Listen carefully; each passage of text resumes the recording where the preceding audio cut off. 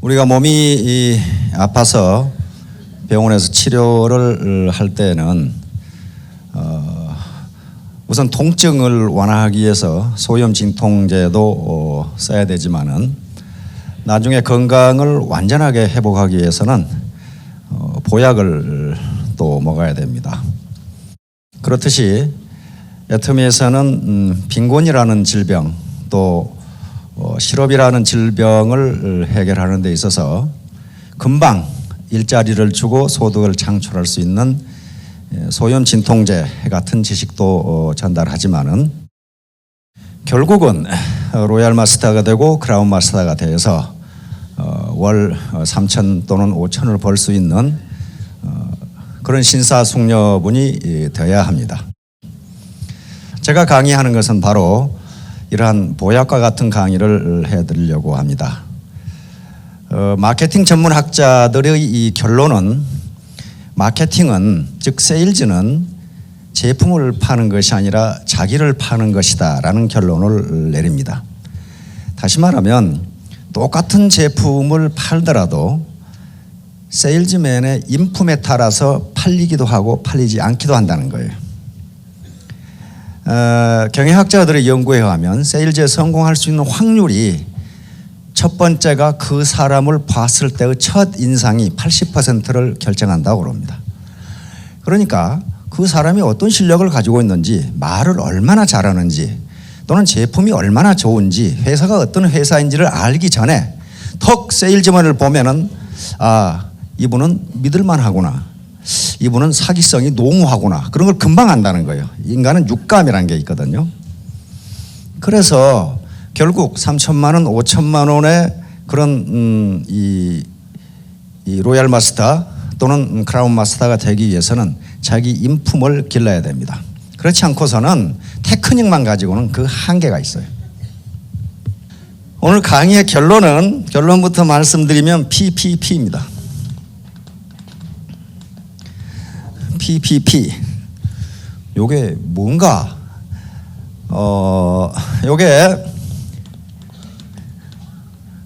이건 펌프입니다. 펌프. 앞에 P는 펌프고 가운데 P는 프라이밍이라고 합니다. 프라이밍은 이렇게 물을 길러 오르다. 프라이밍이야. 뒤에 P는 팔리시입니다. 이것을 우리말로 학자들은 유수정책이라고 이렇게 번역을 했습니다. 유수정책이라고. 요 유자는 끌 유자, 사람을 유인한다, 유혹한다 할 때 유자예요. 물을 끌어서 올린다.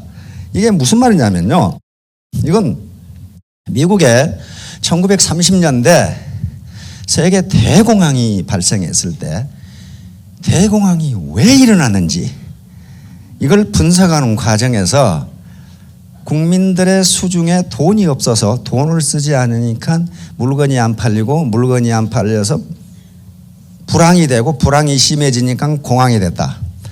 그러면 경제를 살리려면 어떻게 해야 되는가? 돈을 풀자. 이거예요. 돈을 풀자. 다시 말하면 루스벨트 대통령이 뉴딜 정책을 하면, 새로운 정책이라고 말이죠. 뉴딜 정책을 하면서 TVA라고 그러는데 테네시가 하곡을 계속 막아가지고 댐을 만드는 공사입니다. 그러면 정부에서 토목 사업을 하면은 정부가 돈을 찍어서 내보내죠.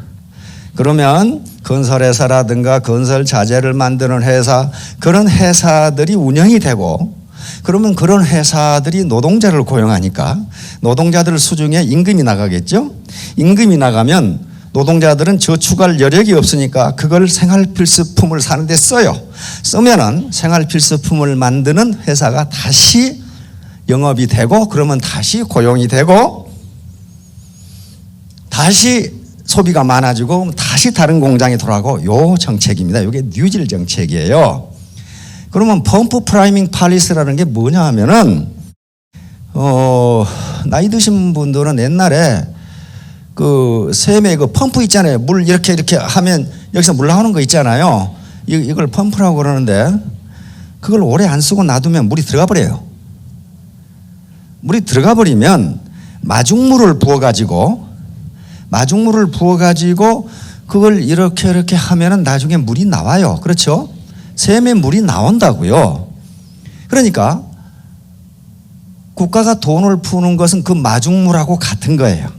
같으면 그런데 마중물을 부었을 때 그걸 힘있게 빨리빨리 해야 물이 나오지 느려 빠지게 하면 어때요? 마중물을 부은 것이 또 들어가 버려요. 그렇듯이 애터미 사업으로 돈을 벌 수 있는 샘물은 있어요. 있는데 이제 마중물을 부어서 이게 나올 때까지 틀어야 되는데 처음에 열심히 틀어야 돼요. 바로 PPP, 펌프 프라이밍 팔리시라는 유수 정책을 실시할 때 마찬가지 미국도 테네시강에 집중적으로 자본을 투입했거든. 그러면서 미국은 대공황에서 벗어납니다. 그래서 이제 결론적으로 얘기하면 애터미 사업을 해서 마중물을 부었어요. 여기까지 여러분들이 오셨단 말이에요. 애터미 사업을 하기로 결심하셨어요. 첫 시간에 박양길 회장님 얘기를 들어보니까 분명히 매우 도덕적이고 경영 능력이 있는 것 같고 제품이라든가 그다음에 이 보상 시스템 또 교육 시스템은 사실 제가 보기엔 최적이에요. 이 네트워크 마케팅 시장에서는. 그러니까 이제 문제는 여러분들의 노력 또는 시간이라는 마중물을 부어서 열심히 이걸 초기에 하지 않으면 약 3개월 정도 이게 밑에 있는 샘물을 끌어올릴 수가 없어요. 그 마중물에 또 들어가 버려요. 즉 다시 말하면 자기 노력이 헛되게 된다는 거예요. 자, 용기와 열정인데 용기와 열정 이 말씀을 모르는 분은 없어요. 그러나 이것이 과연 뭘 의미하는지를 일별해 보도록 하겠습니다. 네, 코브라 효과. 요건 영국이 인도 식민지를 지배했을 때 그 당시 인도의 수도가 델리인데 델리에 있던 영국 총독부 엘리트들이 관료들이 인도 델리에 코브라가 너무 많아. 근데 코브라는 그 당시에 맹독성, 지금도 맹독성 뱀이죠. 독사란 말이에요. 근데 그 당시 독을 중화시킬 수 있는 의료 기술이 발달된 것도 아니고 굉장히 위험하거든요. 그래서 이 머리 좋고 똑똑한 영국 총독부 관리들이 코브라를 때려잡아 오면은 돈을 주겠다 그랬단 말이에요. 아주 기가 막힌 정책이죠. 그러면 돈을 받기 위해서 인도 국민들은 전부 다 코브라를 때려잡아 오겠죠. 전부 돈을 줬어요. 그래서 처음에는 아주 효과적인 것처럼 보였어. 코브라 숫자가 점점 줄어들어. 그러더니 1년, 2년이 지났는데 코브라 숫자가 잡아오는 코브라 숫자가 줄어들기커녕 더 늘어나.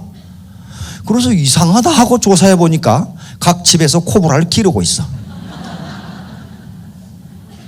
근데 그 인도 국민들의 행동은요, 경제학적 관점에서 매우 합리적인 겁니다. 그렇죠? 그렇게 하면 보상을 받을 수 있는데 그걸 도덕적으로 나쁘다고 할 수가 없어요. 그것은 정책 결정이 잘못된 거지 인도인들의 행동이 비합리적인 게 아니에요. 그 합리적이거든. 이 똑똑한 총독부 관리들은 그래서 즉각 코브라에 대한 보상을 중지했어요. 보상 정책을 중지하니까 인도 국민들은 이제 집에서 기를 필요가 없지요. 괜히 사려주고 뭐 때문에 길러? 그걸 밖에다 갖다 내다 버리니까 델리가 코브라 천지가 되어버려.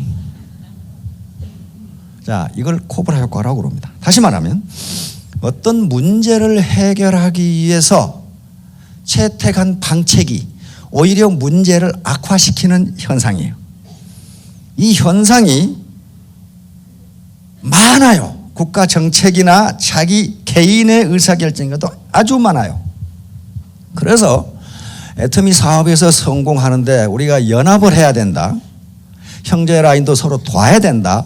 여러 사람 의견을 들어야 된다. 이런 게 바로 코브라 효과를 방지하기 위한 거예요. 자, 그러면 이제 과유불급. 과는 지나치다 그 말이고 유는 같을 유자입니다. 이거 같을 유자. 불급은 미치지 못하는 것. 그러니까 지나친 것과 미치지 못한 것은 같다 그 말이에요. 같다. 이것은 논어에서 나온 말입니다. 원문이 여기 있는데요. 자공이라는 사람은 공자의 수제자 중 한 사람인데 공자가 직접 10명의 제자를 지적을 했어요. 그 10명 중에 한 사람입니다. 공문 사과 10철이라고 하는. 이 양반이 물었어요. 사여 상야 숙현. 여기 사는 사람 이름입니다. 공자의 제자에 자장이라는 제자가 있었는데 아주 뛰어난 학자입니다.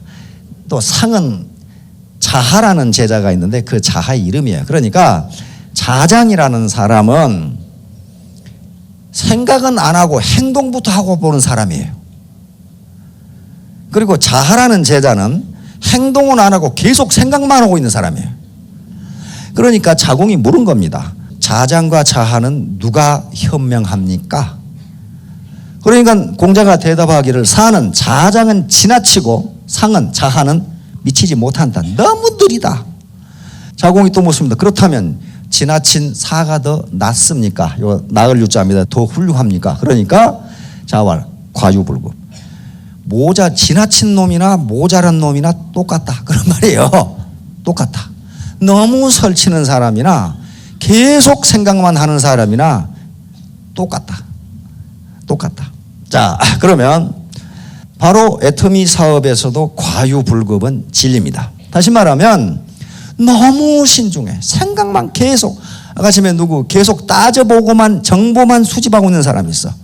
제가 듣기로는 3년째 그러고 있는 사람이 있다고 그러는데 이렇게 되면요, 그것은 신중한 게 아니고 우유부단한 사람이에요. 의사결정에서 가장 중요한 것은 의사결정학자들은 의사결정의 정확성이 아니라 타이밍이라고 얘기합니다. 타이밍. 비록 약간 부정확하지만은 그 타이밍이 정확하게 맞아야 의사결정에 성공할 수 있다는 거예요.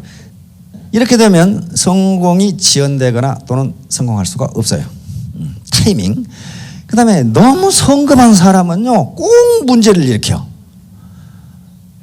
갑자기 직급으로 올라가려고 하거나 갑자기 많은 돈을 벌려고 하면요, 거기에 무리가 따릅니다. 어떤 무리가 따르냐? 파트너 스폰서 간에 싸움이 벌어져. 뭔가 지금 배팅을 한다든가 어떤 부당한 일을 했거든. 라인 변경을 한다든가.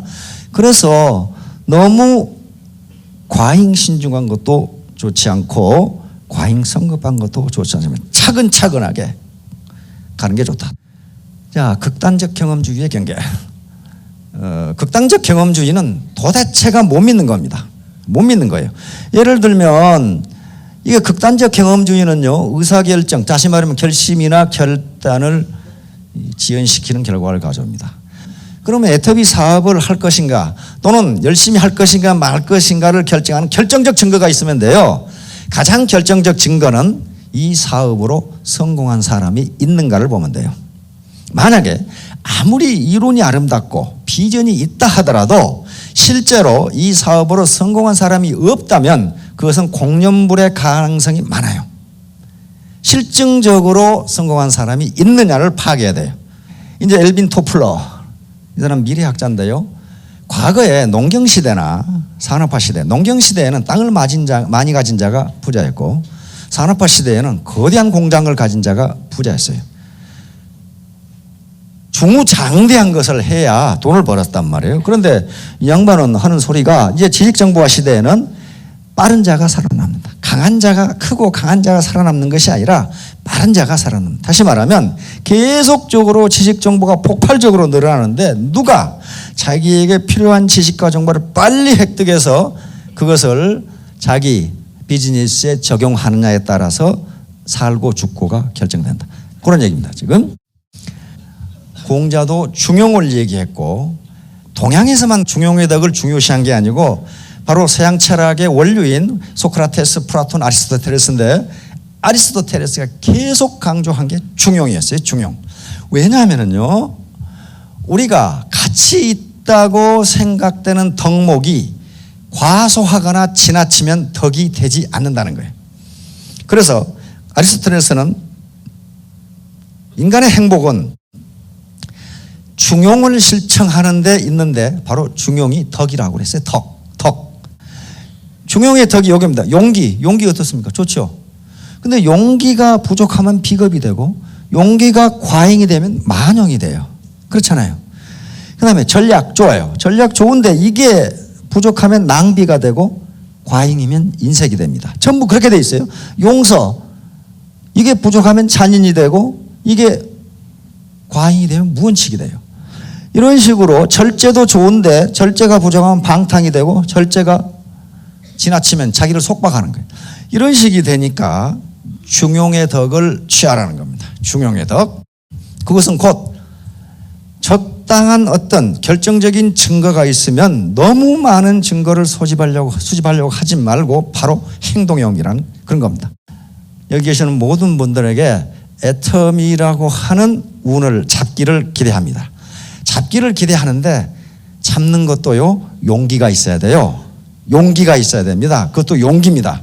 그런데 롤로 메이라는 사람이 있어요. 이 롤로 메이는 미국의 실존주의 철학자이고 실존주의 심리학자입니다. 그리고 실존주의 정신분석학자예요. 용기가 뭐냐 하면은 그게 좀 어떻게 애매해요. 그런데 이 사람은 뭐라고 그랬냐면 절망 속에서도 전진할 수 있는 능력 그랬어요. 물론 용기에 대한 정의는요, 심리학자마다 다 달라요. 다 다른데 이게 제일 괜찮은 것 같아요. 절망 속에서도 전진할 수 있는 능력.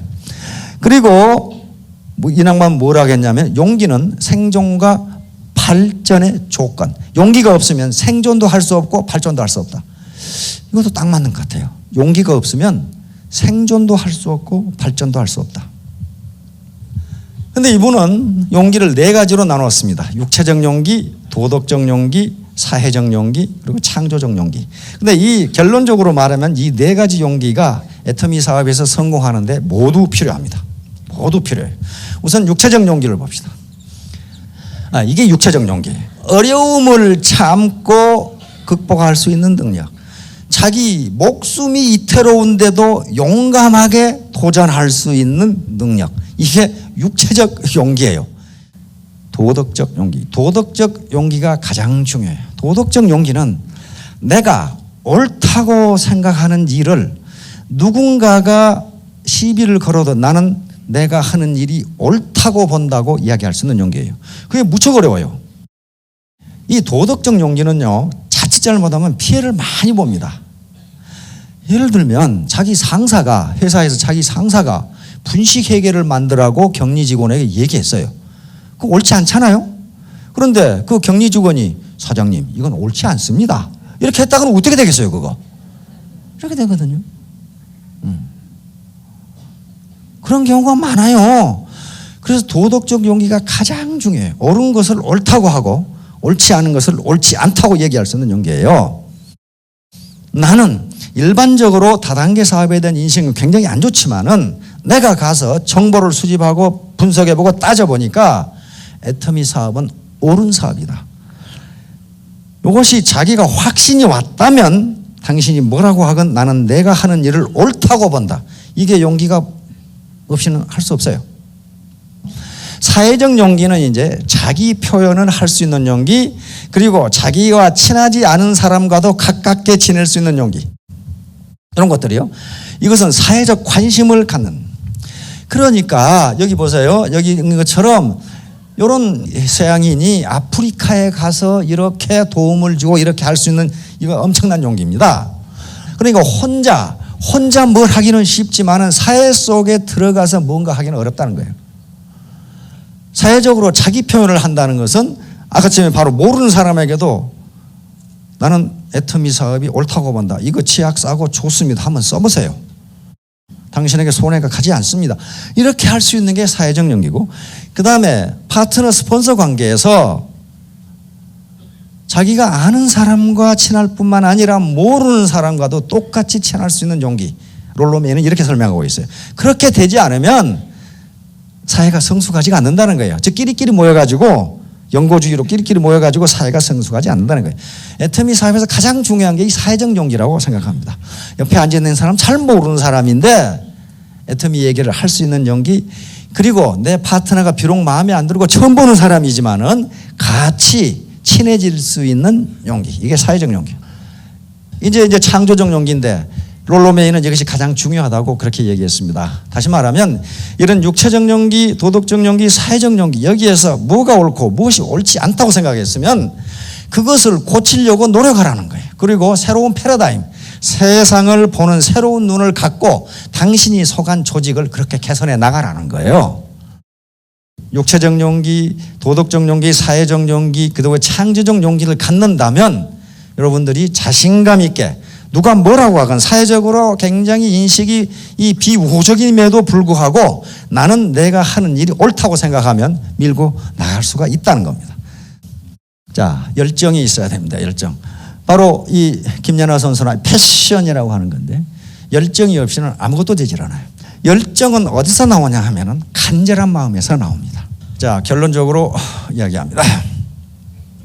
즉각 실시해야 돼. 자기가 이 사업이 옳다고 판단했으면 do now, 즉각 실시해야 됩니다. 왜 그러냐면요, 학자들은 72대 2의 법칙이라는 것을 자주 이야기합니다. 72대 1의 법칙이라는 것은 자기가 결심한 바를 72시간 내에 행동으로 옮기지 않으면 그것이 성공할 확률은 1%에도 미치지 못한다. 우리말에 작심삼일이라는 것도 유사합니다. 조금 해보다가 만난 말이에요. 72시간 내에 반드시 행동으로 옮기고 그 행동이 적어도 100일간 계속돼야 된답니다. 그 다음에 do together, 연합 비즈니스, 같이 해라. 결코 애터미 사업은 결코 혼자 성공할 수 없습니다. 왜냐하면 휴먼 네트워크거든요. 문자 그대로 네트워크예요.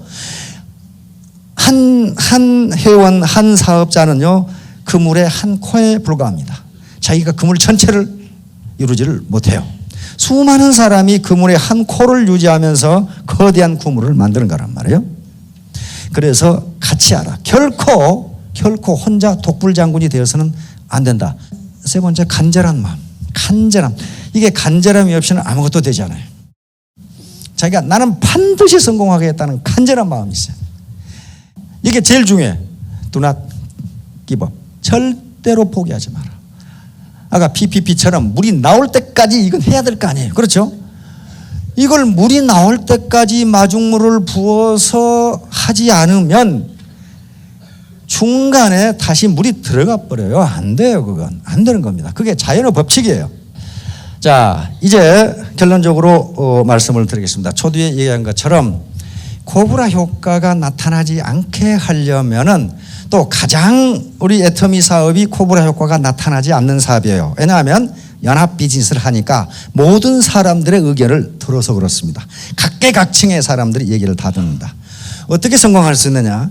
마치 PPP처럼 이미 물이 빠져버린, 나는 지금 직업도 없고 사업도 잘 안 되고 이렇게 물이 빠져버린 여기에 마중물을 부어서, 마중물을 붓는 것은 자기 노력밖에 없어요. 애터미에서는 무슨 뭐 진입비를 내라든가 유지비를 내라든가 그런 게 없으니까 자기 노력이라는 마중물을 부어서 그것이 샘물이 나올 때까지 열심히 하면 됩니다. 그 처음에가 가장 어려워요. 그게 한 3개월 정도 되는데요. 열심히 펌프질을 해서 생수가 쏟아져 나오면 그게 이제 오토 판매사예요. 그 다음부터는 이걸 좀 느리게 움직여도 물은 계속 나오고 물이 들어가지가 않아요. 자, 여러분 늘 포기하지 마시고 끝까지 성공하시기 바랍니다. 감사합니다.